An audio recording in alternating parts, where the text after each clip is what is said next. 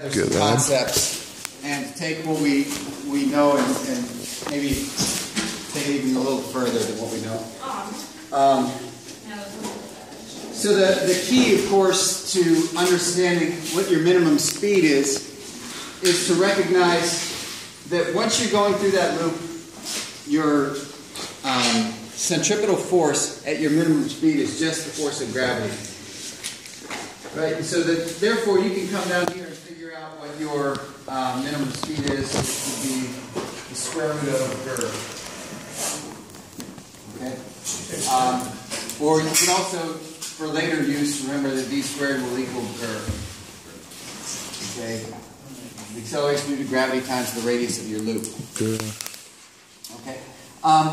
Then, the next thing you were asked to find was, well, how much higher above that loop are you going to have to release your marble in order to get it to travel the whole way through with that minimum speed?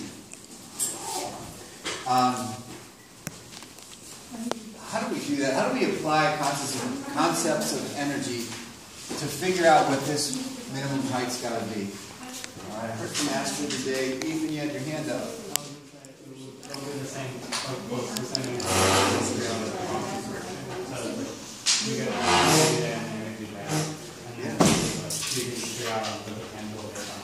Yeah.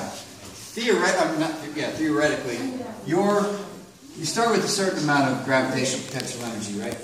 And by the time you get to this point, no matter what path you take, you will have lost some gravitational potential energy. That was about to sound really deep. You were like, no matter what path you take. Yeah. So you have some change in potential energy.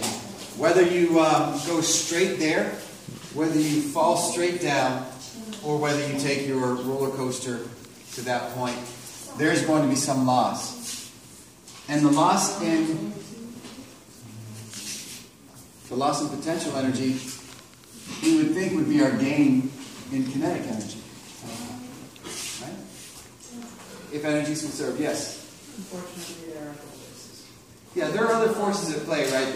And we're going to get there. But theoretically, that's our situation. If there's no non-conservative force acting. Well, we can see this is just mg delta y. And this is 1/2 mv squared. And remember, we figured out that v squared was g times r. The masses cancel out, g cancels out. And we figured out that we just needed to be half a radius above this point. Okay? So this actually is just r over 2. Alright?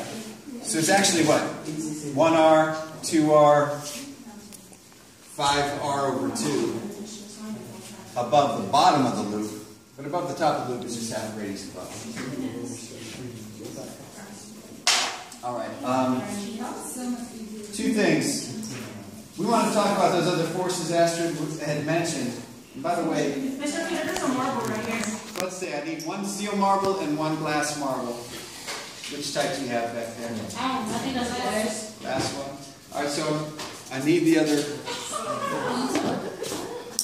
Oh, there's still marble right there. Oh, we got steel marble. Oh my goodness. On the ground. Could it be that we've got marble?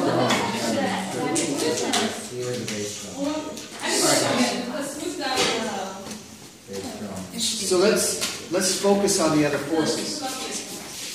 Pay attention.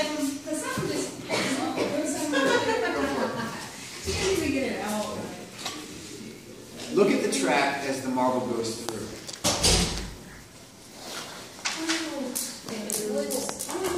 What happened to it? It wiggles, right? Oh wait, are you talking about what we were talking about? Yep, sure am. Sorry about the video. So what do we call that when you apply a force and it moves something? Work. Call it work. Yeah.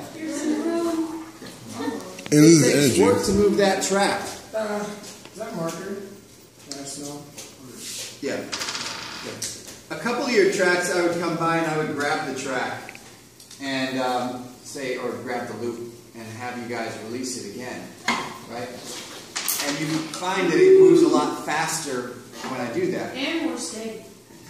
Yeah. Well, why does that happen? Why does it move faster when I hold it?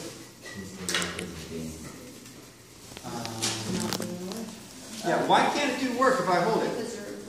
You're applying force. I am applying. There's no movement. Yeah. You need movement for work. Is that chalk? So if I prevent it from moving, I prevent it from doing work on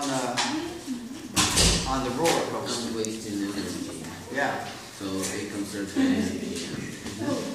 More energy is conserved. Very good. Okay. So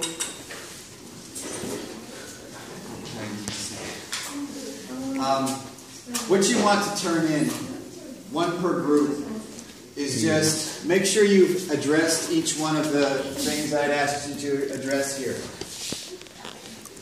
That you applied this concepts of circular motion to determine the speed. You figured out the minimum height, and then you've not only figured out how much energy was lost, but what the sources of energy loss were.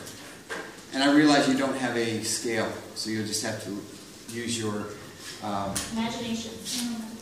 You're going to have to put it in terms of M, the mass of the marble. Okay.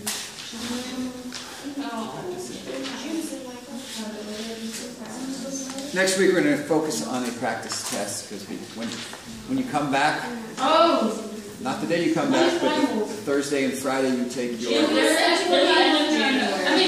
in here now. I would love to finish my sentence. At the end of the first week we get back, we're going to take the energy test. Okay? And then we will take the midterm, which will be, Martin Luther King Day would be on a Monday, and then we'll take Wednesday, Thursday, or Friday. I'm not sure what it is on our schedule. So you don't know the periods yet? No, I don't know that yet.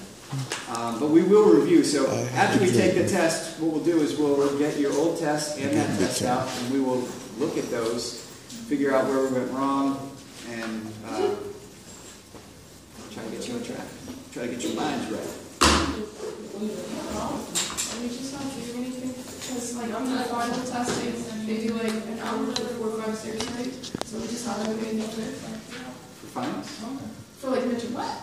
No, midterms, we're having midterm. No. Like we'll have a midterm, but that's like for like 4th period or 5th, whichever are like official. Oh, right. So for the periods that like we have bigger midterm, we're just not doing anything. Well, so here's the thing. It's probably going to be a 2-part one, just like all your tests have been. And so if I'm going to see you twice, one period will be multiple choice, one period will be open-ended. If I'm only going to see you once, we'll have to use one of our class periods to do one of those.